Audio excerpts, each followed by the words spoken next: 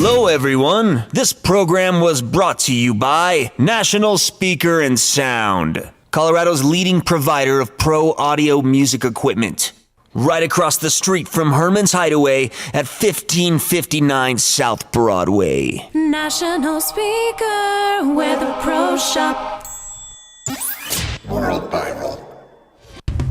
National Speaker and Sound with a Pro Shop, Colorado's leading supplier of pro audio musical equipment with the highest quality guitars, basses, and amps on the planet. From a single cable to PA and lighting systems, DJ and recording equipment, National Speaker and Sound represents over 90 brands. EV, JBL, Mackie, PRS, Nash, Fox, and Mesa Boogie for the serious musician. National Speaker and Sound service departments are unrivaled in the region with our certified electronics repair and speaker reconing. Our commercial division is Colorado's leading audiovisual installation contractor. Shop with the experts or visit us online at nationalspeaker.com. Music Buzz Live Radio. We are live here on World Viral TV. Thank you to our good friends at National Speaker. Also, Mary's Medicinals, the best cream in the world. I can't wait to go home and rub it all over my lower body. And Evergreen Apothecary. That was awesome. You should be careful where you, I mean, I meant like around the knee area. Okay, all right. Ankles. Extra lower body. I mean, if you got to get your mind out of the gutter, you can always just go and rub one out. That's right. You know what I mean? Even if it's like numbed because you've put CBD oil on it. Yeah. I love this show. Chris, could you put a little reverb on Chad's vocals? We haven't introduced you yet. I'm sorry. We haven't even introduced him. He's already back there calling out Chuck. Talking shit. Chuck from the Humbuckers, ladies and gentlemen. What's up, dude? Hello, gentlemen. Thank you for having me on. Yeah, I'd like a little bit more reverb on Chad's vocals. And check mic left. Check mic right. I don't have that routed through the effects processor. It's confusing enough. I'm here to shamelessly promote my upcoming show here at Herman's Hideaway, Saturday, June 13th. Opening up for the legendary Samples, The Samples. Mm-hmm. Yes. Sean Kelly and the boys. The one and only. And here's my little ticket right here. My little magic ticket. It's just like Charlie and the Chocolate Factory. You get one of these, you come in, you win. I've got a golden ticket. You win music. Yeah, exactly. Where's the ticket? Exactly. Hey, will you hold that up again? Yeah. Which way? There it is. There we go. Hey, that's what it looks like right there. The Humbuckers with the samples. And that's a great segue, actually, Chris, into a question I have for you, sir. Here's a ticket stub from a show 5 years ago with the Samples and the Humbuckers. It was in September. It was 15 cover, but if you brought this little sucker in, you got in for $7. Yeah. Right? That's like basically 2 drinks. Fast forward 5 years later to 2015, this Saturday, $15 cover. But what? Only a $3 savings when you come in on this ticket. You can't even buy a beer with that. I'll tell you why. It's that damn Corey Gardner. Is it? Damn it, Corey Gardner. Yeah, actually, there is a logical explanation for this, and we can blame it all, since he's not here, on Sean Kelly. Oh, yeah? Okay. No. And we're putting a rooftop patio in, man. The price of gas. Yeah. I mean, I could explain this and justify it all day long. It's not cheap to run that gas-powered heater on the patio every night. Yeah, I hear you. No, I just wanted. I thought that was funny, dude. It was like, found this in my sock drawer this morning. I was like, what the fuck, $8? Now you're only getting in for $3. But here's the side-by-side of the tickets that he right posted. There. Thank you. Yep. Chris, you're good, man. And you're right. Awesome. There's quite a bit more savings in 2010 than there are this Saturday. Look how much bigger. The font is there. The bigger font is better.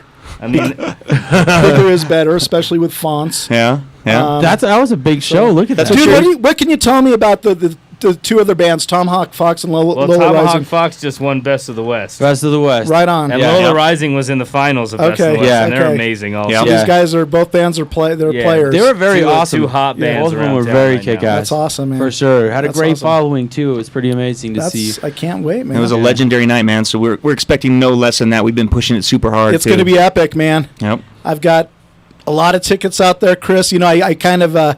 it's the theory, you get a ton out, you expect maybe 20-25%. That's really good, because when we were giving away tickets for Higher Ground Music Festival, we expect on our promo comps, we expect a 10% return. Okay.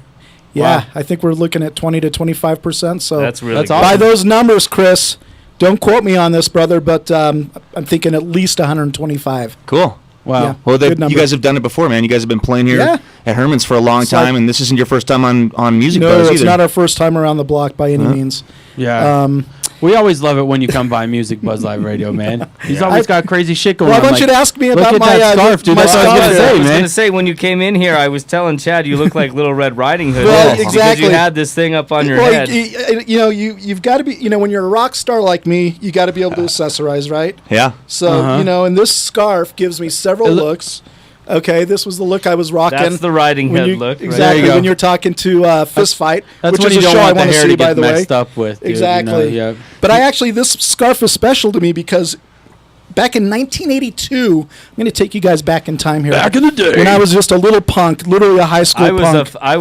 You were a sperm cell. I was probably about a sperm. I was born in 1983. Okay. So in 1982, I probably was a forming sperm. Oh my Forming. god! I was Tim, already becoming a rocker. Tim, I think I might be your dad actually. I was adopted, so you might be. Hey, you sure you didn't leave that? For a little You should sperm. get a, what is it? A blood test? Yeah, a paternity test. Paternity test. No, but 1982, I was a freshman in high school. I weighed about 140 pounds. We saw Aerosmith at Red Rocks in '82. Wow. Right? And Priority of the we summer. literally, Yep. that's when you could go and literally like camp overnight before, you know, for your space in line. At like Chief Hosa, So- or actually in the parking In the lots? parking lot. Wow. I was in the parking lot. So we got front row, right? And when the show started, Steven Tyler, about halfway through the show, comes out with his bottle of Jack Daniels, which was probably actually iced tea, and had one of his scarves. And I shook his hand. This is no lie. Shook his hand, and then he gave me one of the scarves he had. He had like 20 around his neck. Oh, cool. You know, this is pre-Johnny Depp. So Steven at that time, Tyler gave you that. Yeah, so Steven Tyler actually handed me this That's magical. awesome. And you know what? If you smell it, guys, it smells a little bit like Steven Tyler. Does it? Mm-hmm. You know, It's a combination of hairspray, groupie stank, and beer.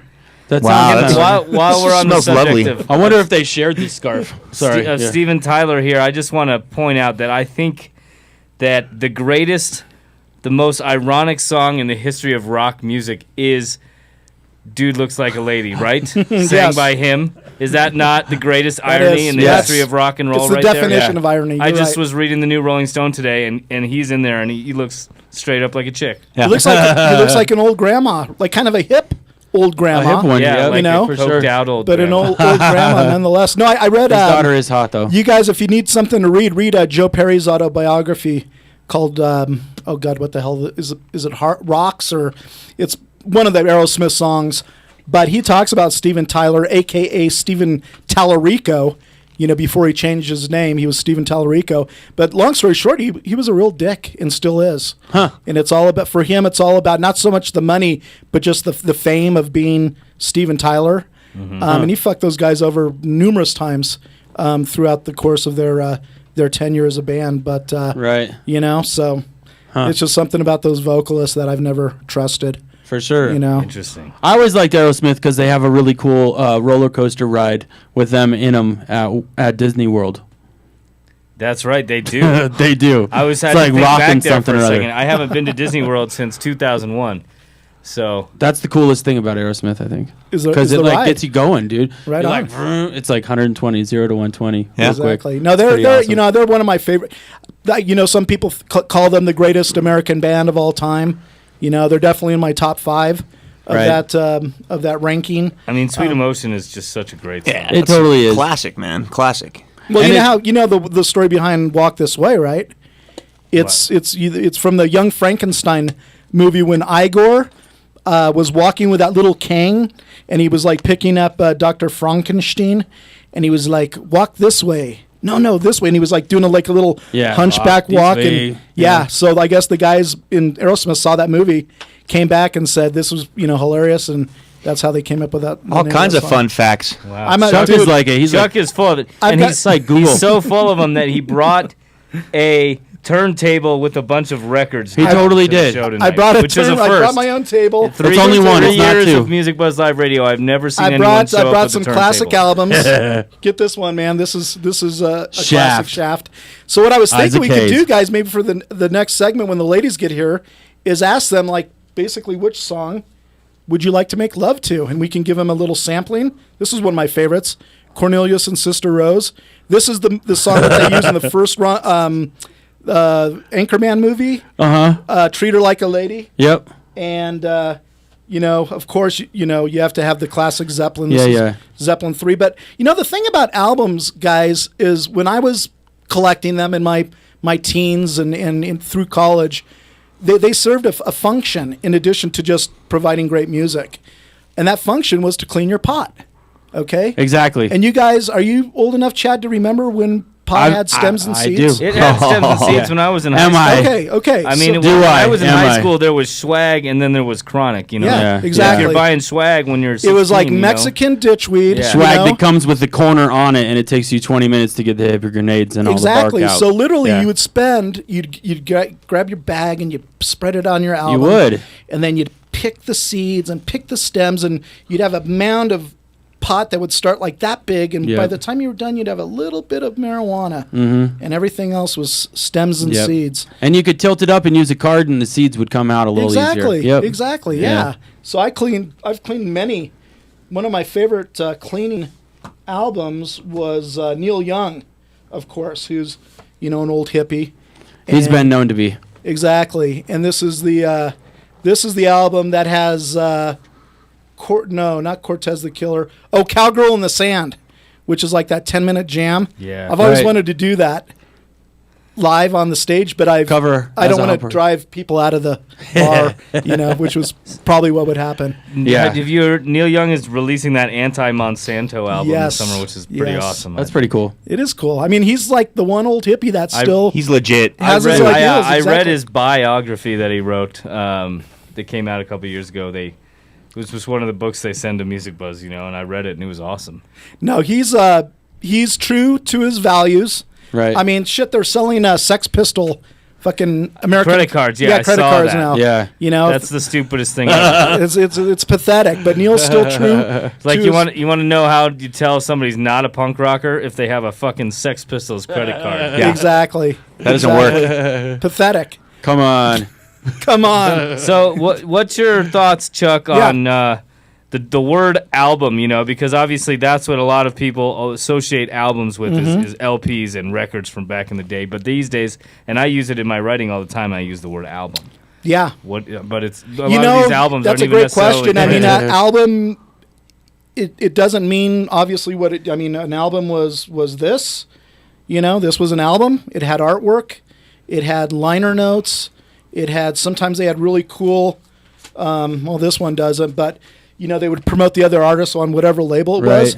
But when you're talking about like a collection of songs that an artist wrote and recorded, I think that term still applies. It's an album. Although you might be probably not even on a CD anymore. The whole digital thing has made it really hard, like, I was just thinking about this, like, there'll never be like another song that was like the B-side of a great song. You know what I'm saying? Like Immigrant Song was the side B to the Immigrant Song off of Zeppelin's. So there was Immigrant Song on both third sides. Album. It was Immigrant Song, and then the side B was Hey, What Can I Do?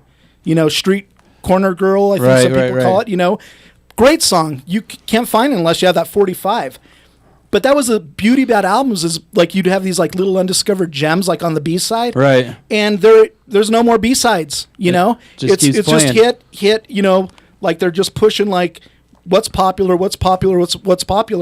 And what was great about these albums is you could dig deep into the songs and Immigrant Song is on here and some other hits, but like one of my favorite songs is Gallows Pole, which you never hear on the radio, right? But thanks to like Spotify. You can listen to full albums, and I hope that's what kids are doing today is going on to Spotify and whatever artist they're into, listen to that entire catalog. Yeah. Because there's so much more than just what people are wanting you to hear. Right. I'm happy to say that like from the kids that I've seen, because we work with youth music all the time with the charity. Like Jacob Kidd, we're gonna play one of his songs later, but he's a huge Zeppelin fan. Right. He knows all the deep cuts, and he's very influenced by the artists, the people back from the day. So, right. So I'm optimistic about That's it. That's great to hear, Chris. Yeah, there's still people that are doing it right. Yeah.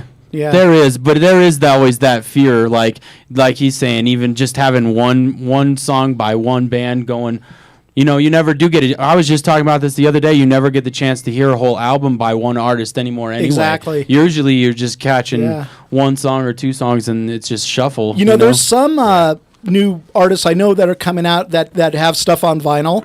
One of my favorite bands out of Scotland is a band called Pause. They gave me their first 2 albums on vinyl. That's awesome. And it was really cool. So it's in my collection now, and I'll, pull it out. My tradition is like at dinner time with my boys, I'll put on like an album. It could be Zeppelin, it could be Miles Davis, whatever, and we'll listen to the, because albums are short. Like there's only so much space on one side of it. That's why they had all these double albums, right? Which you could literally boil down onto one CD now. Right. But we'll listen. Our routine is like listen to some classic jazz, some classic rock, maybe some old punk, X, dude, Pennywise. I've turned my boys on to all these bands that I loved as a kid, and so now they just. I mean, they're going to be the kind of the cool kids in school that can say, "Hey, that's Zeppelin, that's Deep Purple, Thin Lizzy." That's one of their new favorites, and it's I like seeing the joy of like them discovering like the same bands that I discovered. I mean, to get like when I think back at like the Cheap Trick, that album Dream Police, right? Remember the Dream Police? I remember being a kid. I was probably like 10, 11 years old, and I would put my parents' speakers, these huge ass. Speakers like literally like by the side of my head, and I'd lay down in this little room that was right off of our dining room, and I would just have these huge speakers on each side of my head, Dream Police, and I'd just lay there and just absorb the music. Yeah, that's a good way to go. It was awesome. Makes you feel it. Yeah. Truly. Yeah. Right? I do know that they are albums are making a little bit of a comeback. I've seen some more, and we've had some guests that have brought in some albums. Coming back vinyl definitely. It's crazy, dude. I've got albums for my dad. He was a collector in the 50s and 60s, so he literally has like a Count Basie, Duke Ellington from like 1951 that still sounds awesome. Like there's warmth to the recording. I've got fucking CDs that are 5 years old that I can't play because they're so fucking scratched up. Yeah. You tell me what's the better technology. Yeah. It's hard to install a turntable into your dashboard. It was crazy to see someone bring a turntable. I haven't seen one in so fucking long, dude. But I was like, oh shit. That's the Crosley. Maybe we can plug it in and get it working here in a little while. We're gonna head out with that. I think we're gonna try and play one. Chuck, Saturday night with the samples. The Humbuckers will be here. There, people. All right, thank you for coming down, man. It's always a pleasure. I appreciate it, guys. We're gonna play some songs here, some deep cuts. Deep cuts. Music Buzz Live Radio. Stick around. Herman's Hideaway on the corner of Iowa and Broadway. Your favorite independent anti-corporate venue featuring Westward's best patio. Now serving award-winning food. From metal to jazz to hip-hop, Herman's Hideaway has something for everyone. And if you want to book your act at Herman's Hideaway, email booking@hermanshideaway.com or call 303-777-2535. There's only one venue, family owned and operated for over 50 years. Holding it down in Denver. Go to hermanshideaway.com for more information and show listings.